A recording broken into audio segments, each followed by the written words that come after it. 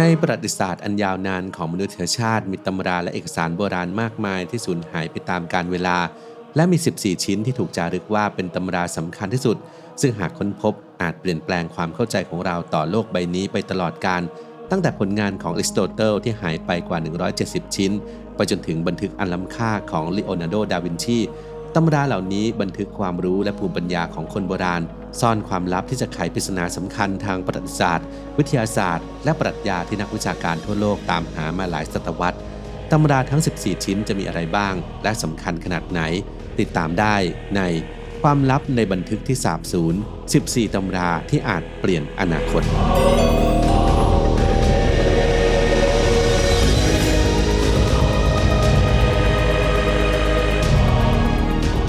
1. ตำราด้านปรัชญาและความคิด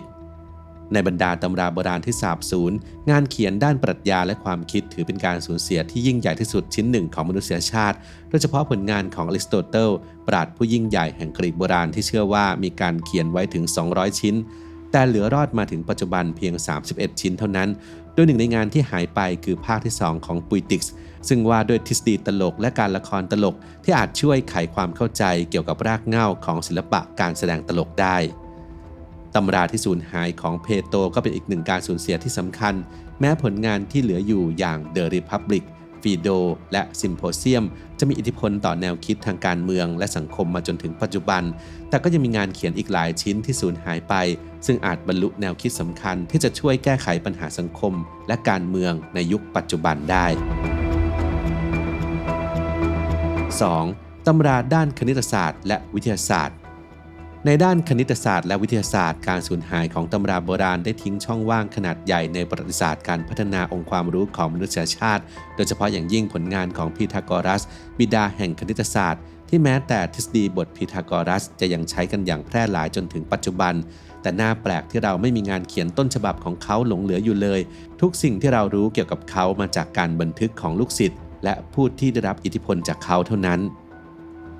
อาร์คิมิดิสอัจฉริยะแห่งยุคโบราณอีกท่านหนึ่งก็มีตำราสำคัญหลายเล่มที่สูญหายไปแม้จะมีการค้นพบต้นฉบับบางส่วนที่ถูกลบแล้วเขียนทับในคัมภีร์พาลิมเซสแต่ก็ยังมีงานเขียนอีกจำนวนมากที่สูญหายไปโดยเฉพาะตำราที่เกี่ยวกับการประดิษฐ์เครื่องจักรกลและอาวุธยุทโธปกรณ์ซึ่งอาจเผยให้เห็นความก้าวหน้าทางวิศวกรรมที่เราคาดไม่ถึงในยุคโบราณยูคลิดผู้วางรากฐานและเรขาคณิตให้กับโลกมีผลงานที่รู้จักกันดีคือ Elements ที่ใช้เป็นตำราเรียนมานานกว่า 2,000 ปีแต่ยังมีงานเขียนอีก12ชิ้นที่สูญหายไปหากได้พบตำราเหล่านี้ก็อาจจะช่วยปฏิวัติความเข้าใจด้านคณิตศาสตร์และนำไปสู่การพัฒนาทฤษฎีใหม่ๆในปัจจุบัน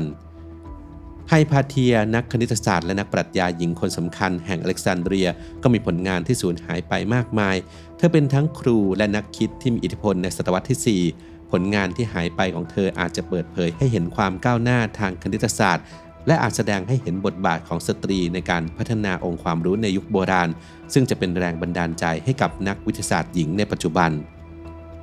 เอมเพโดเคลสนักปราชญ์และนักวิทยาศาสตร์ชาวกรีกโบราณก็ทิ้งปริศนาไว้มากมายผ่านงานเขียนที่สูญหายเขาเป็นผู้ริเริ่มแนวคิดเรื่องธาตุทั้ง4ได้แก่ดินน้ำลมไฟซึ่งเป็นรากฐานของการศึกษาวิทยาศาสตร์ในยุคแรกตำราที่หายไปของเขาอาจเผยความเข้าใจพื้นฐานเกี่ยวกับจักรวาลและจิตวิญญาณที่อาจเชื่อมโยงกับทฤษฎีฟิสิกส์สมัยใหม่และอาจช่วยอธิบายปรากฏการณ์ที่วิทยาศาสตร์ปัจจุบันยังไม่สามารถอธิบายได้ไม่แน่ครับว่าหากวันหนึ่งตำราเหล่านี้ถูกค้นพบมันอาจจะเปลี่ยนความเข้าใจของเราต่อโลกและจักรวาลรวมไปถึงอาจนำเสนอวิธีการแก้ปัญหาที่มนุษยชาติกำลังเผชิญอยู่ในปัจจุบันก็เป็นได้ 3. บันทึกทางประวัติศาสตร์และวัฒนธรรม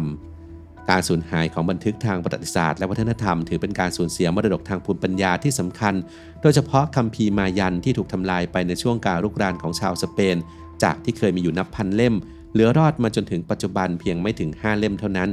คัมภีร์เหล่านี้บันทึกประวัติศาสตร์วัฒนธรรมศาสนาและความรู้ด้านดาราศาสตร์ของชาวมายันซึ่งหากยังคงอยู่อาจช่วยไขปริศนาเกี่ยวกับอารยธรรมโบราณแห่งอเมริกากลางที่ยังคงเป็นปริศนามาจนถึงทุกวันนี้เฮ โรโดตัสผู้ได้รับการขนานนามว่าเป็นบิดาแห่งประวัติศาสตร์มีผลงานที่รู้จักกันดีคือ History แต่ยังมีบันทึกอีกมากมายที่สูญหายไปโดยมีการอ้างอิงถึงในงานเขียนโบราณอื่นๆบันทึกเหล่านี้อาจช่วยเติมเต็มช่องว่างในประวัติศาสตร์กรีกและเปอร์เซียรวมไปถึงอาจเผยให้เห็นความเชื่อมโยงระหว่างอารยธรรมต่างๆในยุคโบราณจูเลียสซีซ่านอกจากจะเป็นจักรพรรดิผู้ยิ่งใหญ่แล้วเขายังเป็นนักเขียนที่มีผลงานมากมายงานเขียนที่สูญหายไปของเขาอาจเผยให้เห็นถึงกลยุทธ์ทางการทหารและการปกครองที่อาจนำมาประยุกต์ใช้ได้แม้ในปัจจุบันรวมถึงอาจช่วยไขปริศนาทางประวัติศาสตร์หลายอย่างเช่นเหตุการณ์ไฟไหม้ห้องสมุดอเล็กซานเดรียที่เขาถูกกล่าวหาว่าเป็นผู้ก่อหนังสือแห่งสงครามของพระเจ้าที่ถูกอ้างถึงในพระคัมภีร์ไบเบิลเป็นอีกหนึ่งตำราที่หากค้นพบอาจช่วยเติมเต็มช่องว่างในประวัติศาสตร์ศาสนาเชื่อกันว่าเป็นบันทึกเกี่ยวกับชัยชนะทางการทหารของชาวอิสราเอลในการพิชิตดินแดนคานาอันซึ่งอาจช่วยยืนยันเหตุการณ์ทางประวัติศาสตร์ที่กล่าวถึงในพระคัมภีร์เดิม 4. ตำราด้านศิลปะและนวัตกรรม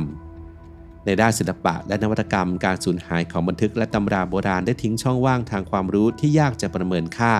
โดยเฉพาะสมุดบันทึกที่หายไปของลีโอนาร์โด ดาวินชีอัจฉริยะแห่งยุคฟื้นฟูศิลปะวิทยาผู้ที่มีผลงานที่ปฏิวัติวงการทั้งด้านกายวิภาควิศวกรรมและศิลปะบันทึกที่สูญหายของเขาอาจซ่อนแนวคิดที่ล้ำสมัยที่สามารถนำมาพัฒนาต่อยอดโดยนักประดิษฐ์และนักวิทยาศาสตร์ในปัจจุบันสารานุกรมหยงเล่อก็ถือเป็นการสูญเสียครั้งใหญ่ของมนุษยชาติเมื่อสารานุกรมจำนวน 11,000 เล่มนี้ถูกทำลายไปแทบทั้งหมดในช่วงกบฏนักมวยในปี 1900 เหลือรอดมาเพียง 3% ของเนื้อหาทั้งหมดสารานุกรมนี้รวบรวมความรู้ตั้งแต่การเกษตรไปจนถึงศิลปะศาสนาและวิทยาศาสตร์ธรรมชาติโดยมีนักปราชญ์มากกว่า 2,000 คนร่วมกันเรียบเรียงคัมภีร์ซิบิลไลเป็นตำราทำนายที่ชาวโรมันใช้ปรึกษาในยามวิกฤตมานานกว่า 900 ปีต้นฉบับถูกเผาทำลายไปในปี 83 ก่อนคริสตกาลและฉบับที่คัดลอกขึ้นใหม่ก็ถูกทำลายอีกครั้งในศตวรรษที่ 5 โดยแม่ทัพชาวโรมันด้วยเกรงว่าชาววิสิกอธที่รุกรานจะนำไปใช้ประโยชน์คัมภีร์นี้อาจเผยให้เห็นวิธีคิดและการตัดสินใจของผู้นำในยุคโบราณและแสดงให้เห็นรากเหง้าของความเชื่อและวัฒนธรรมที่ส่งผลต่อสังคมตะวันตกมาจนถึงปัจจุบันการสูญเสียตำราเหล่านี้ทำให้เราสูญเสียความรู้ทางเทคนิคและนวัตกรรมวิธีคิดและกระบวนการสร้างสรรค์ของคนโบราณซึ่งอาจเป็นกุญแจสำคัญในการพัฒนาเทคโนโลยีและศิลปะในยุคปัจจุบัน 5. ผลกระทบและความสำคัญปัจจุบันนักวิชาการทั่วโลกยังคงพยายามค้นหาและกู้คืนตำราเหล่านี้โดยใช้เทคโนโลยีสมัยใหม่เช่นการถ่ายภาพมัลติสเปกตรัลการใช้รังสี X ในการอ่านตัวอักษรที่ถูกลบไปดังเช่นกรณีของคัมภีร์อาร์คิมิดิสที่ถูกค้นพบในรูปแบบของพาลิมเซสความก้าวหน้าทางเทคโนโลยีเปิดโอกาสใหม่ในการค้นพบตำราโบราณโดยเฉพาะการใช้เทคโนโลยีดิจิทัลในการสแกนและวิเคราะห์เอกสารเก่าเช่นที่ห้องปฏิบัติการแสงซิงโครตรอนสแตนฟอร์ดที่สามารถตรวจจับร่องรอยหมึกที่มองไม่เห็นได้ด้วยตาเปล่าการค้นพบเหล่านี้ไม่เพียงช่วยกู้คืนความรู้ที่สูญหายแต่ยังช่วยพัฒนาเทคนิคการอนุรักษ์เอกสารโบราณให้ก้าวหน้ายิ่งขึ้นแม้ว่าตำราเหล่านี้จะสูญหายไปแต่ผลกระทบของมันยังคงสั่นสะเทือนมาจนถึงปัจจุบันบทเรียนสำคัญที่ได้คือความตระหนักถึงความเปราะบางของความรู้ที่ถูกบันทึกไว้ซึ่งนำไปสู่การพัฒนาวิธีการเก็บรักษาข้อมูลที่ดีขึ้นเช่นการจัดตั้งบริบิโอเทคาอเล็กซานดรีนาในปี 2002 ที่เมืองอเล็กซานเดรียเพื่อฟื้นฟูเกียรติภูมิของห้องสมุดอเล็กซานเดรียโบราณและเป็นศูนย์กลางการเก็บรักษาความรู้ในรูปแบบดิจิทัลการตระหนักถึงคุณค่าของตำราโบราณที่สูญหายเหล่านี้กระตุ้นให้เกิดความพยายามในการค้นหาและอนุรักษ์เอกสารโบราณที่ยังหลงเหลืออยู่และเป็นแรงผลักดันให้เกิดการพัฒนาวิธีการเก็บรักษาความรู้ในยุคดิจิทัลเพื่อไม่ให้ประวัติศาสตร์ซ้ำรอยกับการสูญเสียครั้งยิ่งใหญ่เช่นในอดีต